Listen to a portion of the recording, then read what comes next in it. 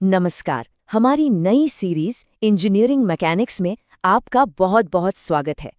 इस पहली कड़ी में हम एकदम शुरुआत से यानी बिल्कुल बेसिक्स से शुरू करने वाले हैं।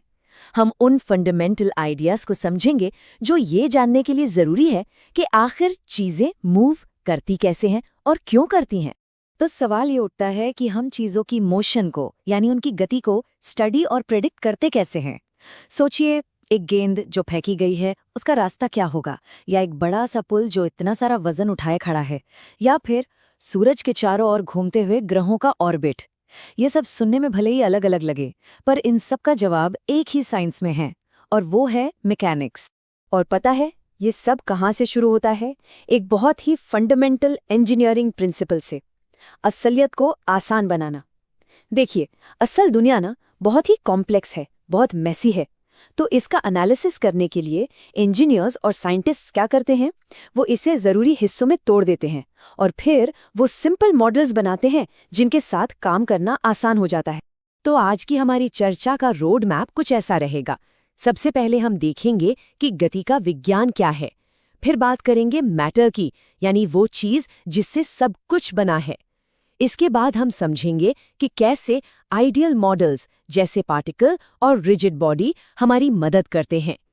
फिर हम रिजिड और डिफॉर्मेबल बॉडीज के बीच का फर्क जानेंगे, एक असली उदाहरण के साथ इसे एक्शन में देखेंगे, और आखिर में बात करेंगे कि एक इंजीनियर को सही मॉडल कैसे चुनना होता है।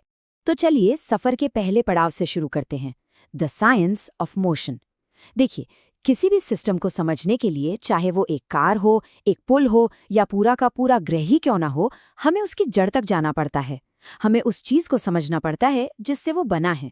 तो आखिर ये मैकेनिक्स है क्या भला? इसे ऐसे समझिए, ये फिजिक्स की वो ब्रांच है जो चीज़ों के हिलने पर क्यों और कैसे जैसे सवाल पूछती है। जब हम दरवाज़ा धकेलते हैं, कोई गेंद फेंकते हैं, या बस एक कुर्सी पर बैठते हैं ना, तो हम असल में मैकेनिक्स के नियमों से ही तो डील कर रहे होते हैं।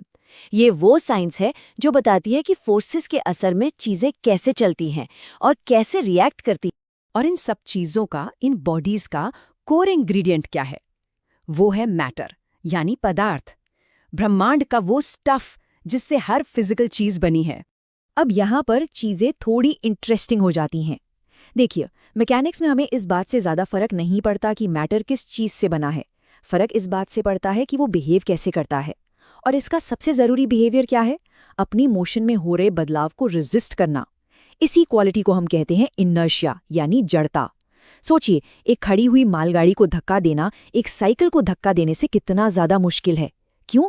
क्योंकि ट्रेन का इनर्शिया बहुत ज़्यादा है, और इसी इनर्शिया को हम मास से नापते हैं। तो मैकेनिक्स के पॉइंट ऑफ व्यू से मैटर की कौन सी प्रॉपर्टीज हैं जो हमारे काम की हैं? बेसिकली 3 हैं। पहला, जैसा हमने अभी अभी देखा, इसका मास होता है जो इनर्शिया को मापता है। दूसरा, ये फिजिकल है, मतलब ये जगह घेरता है, इसका एक वॉल्यूम होता है। और तीसरा, और ये क्लासिकल मैकेनिक्स के लिए बहुत ज़रूरी है, कि मैटर कंजर्व्ड रहता है, मतलब इसे बनाया या मिटाया नहीं जा सकता। ठीक है, तो हमें ये तो पता चल गया कि मैटर क्या है, लेकिन सवाल अब भी वही है, हम इसके मोशन को एनालाइज कैसे करें? और यहीं पर मॉडलिंग का कॉन्सेप्ट सीन में आता है। और इसी के साथ हम आते हैं अपने तीसरे सेक्शन पर, आइडियल मॉडल्स। याद है, हमने शुरू में बात की थी रियलिटी को सिंप्लीफाई करने की। बस आइडियल मॉडल्स वही चीज़ें हैं। ये असल चीज़ों के सिंप्लीफाइड वर्जन्स होते हैं जिन्हें हम बॉडीज़ कहते हैं, और इन्हें बनाया ही इसलिए जाता है ताकि एनालिसिस करना पॉसिबल हो पाए। तो ये बॉडी आखिर है क्या? देखिए, ये सिर्फ मैटर का एक ढेर नहीं है, ये मैटर का एक खास आइडियलाइज्ड मॉडल है। ये रियलिटी को जानबूझकर सिंप्लीफाई करने का एक तरीका है। इसे ऐसे सोचिए, जैसे मिट्टी और मूर्ति में फर्क होता है। मैटर जो है वो कच्ची मिट्टी की तरह है, जिसका कोई शेप नहीं है, वो बस है। लेकिन बॉडी वो उस मिट्टी से बनी एक मूर्ति की तरह है, जिसका एक खास शेप है, एक फॉर्म है, जिसे हम स्टडी कर सकते हैं, एनालाइज कर सकते हैं। मैकेनिक्स में 2 सबसे बेसिक और कॉमन मॉडल्स हैं, पार्टिकल और रिजिड बॉडी। फर्क सीधा सा है, पार्टिकल मतलब सारा मास एक ही पॉइंट पर, कोई साइज शेप नहीं, और रिजिड बॉडी मतलब मास भी है और एक फिक्स्ड साइज और शेप भी। चलिए पहले पार्टिकल मॉडल को समझते हैं। ये सबसे सिंपल मॉडल है। इसमें हम बेसिकली ये मान लेते हैं कि भाई इस चीज का साइज और शेप हमारे लिए मैटर नहीं करता। हम उसका सारा का सारा मास एक सिंगल पॉइंट पर कॉन्सेंट्रेट कर देते हैं।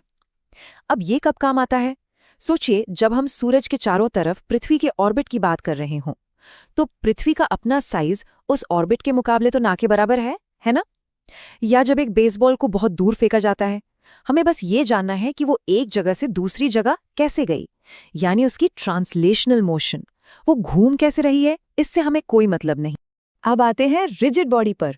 यहाँ हम ये मानते हैं कि ऑब्जेक्ट का साइज तो मैटर करता है, लेकिन वो कभी बदलता नहीं है। एकदम एक परफेक्ट बिलियर्ड बॉल की तरह आप उसे कितनी भी जोर से मारें, वो अपना शेप नहीं बदलेगी, न दबेगी न झुकेगी। हाँ, हमें पता है कि असल दुनिया में कोई भी चीज परफेक्टली रिजिड नहीं होती, लेकिन इंजीनियरिंग में गियर्स, बीम्स, मशीनों के पुर्जों के लिए ये अजम्पशन बहुत काम आता है। और इस मॉडल से हम सिर्फ ये नहीं देखते कि चीजें एक जगह से दूसरी जगह कैसे जाती हैं, बल्कि ये भी देखते हैं कि वो घूमती कैसे हैं, यानी ट्रांसलेशनल और रोटेशनल मोशन दोनों। लेकिन जैसा मैंने कहा, असल दुनिया में कुछ भी परफेक्टली रिजिड नहीं होता। हर चीज पर जब फोर्स लगता है तो वो थोड़ी बहुत तो डिफॉर्म होती ही है। और यही बात हमें अपने अगले सेक्शन पर ले आती है, रिजिड वर्सेस डिफॉर्मेबल, जहां सिंप्लिफिकेशन रियलिटी से टकराती है। तो डिफॉर्मेबल बॉडी मॉडल जो है वो रियलिटी के एक कदम और करीब है। ये मॉडल इस बात को मानता है कि जब किसी चीज पर फोर्स लगाया जाता है तो वो अपना शेप बदलती है, वो झुकती है, खिंचती है या दबती है। यहाँ हम सिर्फ ऑब्जेक्ट की ओवरऑल मोशन नहीं देखते, बल्कि हम ये भी देखते हैं कि ऑब्जेक्ट के अंदर क्या चल रहा है। हम उन इंटरनल फोर्सेस को भी अकाउंट में लेते हैं जिन्हें स्ट्रेस कहा जाता है, यानी मटेरियल के पार्टिकल्स एक दूसरे को कितना खींच या धकेल रहे हैं। चलिए अब इन दोनों मॉडल्स को साइड बाय साइड कंपेयर करते हैं, क्योंकि इनका फर्क समझना बहुत जरूरी है। सबसे पहले शेप। रिजिड बॉडी के लिए, जैसा नाम से ही जाहिर है, शेप फिक्स्ड है। डिफॉर्मेबल के लिए वो बदलता है, सिंपल। फिर आते हैं इंटरनल फोर्सेस पर। रिजिड बॉडी में हमें इस बात से कोई मतलब नहीं कि ऑब्जेक्ट के अंदर क्या हो रहा है, लेकिन डिफॉर्मेबल बॉडी में इंटरनल स्ट्रेस कैलकुलेट करना ही तो सब कुछ है। इसी से तो पता चलता है कि कोई चीज टूटेगी या नहीं। अब बात करते हैं एनर्जी की। एक चलती हुई रिजिड बॉडी में सिर्फ काइनेटिक एनर्जी होती है, यानी मोशन की एनर्जी। लेकिन जब एक डिफॉर्मेबल बॉडी को डिफॉर्म किया जाता है, जैसे एक रबर बैंड को खींचना, तो उसमें स्ट्रेन एनर्जी भी स्टोर हो जाती है। और आखिर में इक्वेशंस। ये सब आखिर में मैथ में ही तो ट्रांसलेट होता है। रिजिड बॉडी के लिए आमतौर पर ऑर्डिनरी डिफरेंशियल इक्वेशंस यानी ओडीई से काम चल जाता है, लेकिन डिफॉर्मेबल बॉडी के लिए पार्शियल डिफरेंशियल इक्वेशंस यानी पीडीज की जरूरत पड़ती है, जो सॉल्व करने में कहीं ज्यादा कॉम्प्लिकेटेड होते हैं। अच्छा, इन एब्स्ट्रैक्ट आइडियाज को थोड़ा प्रैक्टिकल बनाते हैं। चलिए एक क्लासिक इंजीनियरिंग एग्जाम्पल लेते हैं, कैंटिलीवर बीम का।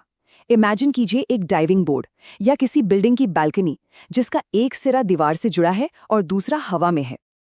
अब सोचिए, अगर हम इस बीम के खुले सिरे पर कोई फोर्स लगाते हैं तो ये कैसे बिहेव करेगा? इसका जवाब इस बात पर डिपेंड करता है कि हम इसे एनालाइज करने के लिए मॉडल कौन सा चुनते हैं। अगर हम इसे रिजिड बॉडी मानकर एनालाइज करें तो हम बस ये बता पाएंगे कि बीम एज अ होल कैसे रिएक्ट करता है। क्या वो अपने सपोर्ट पर घूमेगा, क्या पूरा स्ट्रक्चर हिलेगा? लेकिन ये हमें सबसे ज़रूरी सवालों के जवाब नहीं दे सकता, जैसे कि ये झुकेगा कितना, क्या ये वज़न सह पाएगा या टूट जाएगा। इन जवाबों के लिए हमें डिफॉर्मेबल बॉडी एनालिसिस करना पड़ेगा।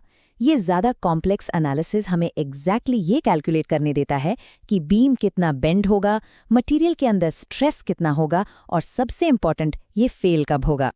और यहीं से हम अपने आखिरी और शायद सबसे ज़रूरी सेक्शन पर आते हैं, द इंजीनियर्स चॉइस। ये पूरी तरह से अप्रॉक्सीमेशन की आर्ट के बारे में है, मतलब सही काम के लिए सही मॉडल चुनना। तो एक इंजीनियर ये फैसला लेता कैसे है? वो इन मॉडल्स की हायरार्की को समझते हैं। रूल ऑफ थम्स ये है कि आप हमेशा सबसे सिंपल मॉडल से शुरू करते हैं, जिससे आपका काम बन जाए। हो सकता है सिर्फ एक पार्टिकल मॉडल काफ़ी हो। अगर रोटेशन को भी कंसिडर करना है तो आप रिजिड बॉडी स्टैटिक्स या डायनामिक्स पर जाएंगे, डिपेंडिंग ऑन की चीज़ रुकी हुई है या चल रही है। और सिर्फ तभी जब आपको डिफॉर्मेशन या इंटरनल स्ट्रेस को समझना हो, तब आप डिफॉर्मेबल बॉडी एनालिसिस की कॉम्प्लेक्स दुनिया में कदम रखते हैं। ये जो कोट आप स्क्रीन पर देख रहे हैं, ये इंजीनियरिंग की प्रैक्टिकल फिलॉसफी को बहुत अच्छे से बताता है। प्रैक्टिस में इंजीनियर्स मोशन को एनालाइज करने के लिए ज़्यादातर रिजिड बॉडी एनालिसिस से शुरू करते हैं और फिर जहां ज़रूरत पड़ती है स्ट्रेस और ड्यूरेबिलिटी के लिए वो डिफॉर्मेबल बॉडी एनालिसिस का इस्तेमाल करते हैं। ये सिंप्लिसिटी और एक्यूरेसी के बीच एक ट्रेड ऑफ है, एक बैलेंस है। तो जाते जाते मैं आप सबके लिए एक सवाल छोड़कर जा रहा हूँ। ये जो सिंपल मॉडल्स और कॉम्प्लेक्स रियलिटी के बीच का बैलेंस है, ये हमारे आसपास की पूरी इंजीनियर दुनिया को कैसे शेप करता है? हर बिल्डिंग जो हम देखते हैं, हर पुल जिसे हम पार करते हैं, हर मशीन जिसे हम इस्तेमाल करते हैं, ये सब इसी फंडामेंटल ट्रेड ऑफ का नतीजा है।